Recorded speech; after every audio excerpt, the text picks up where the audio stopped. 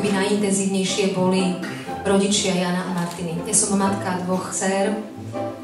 Je to pre mňa tá najkrajšia rola, aká sa mi v živote stala. Neviem si predstaviť väčšiu bolesť vo svojom živote, ako keby som o ne prišla.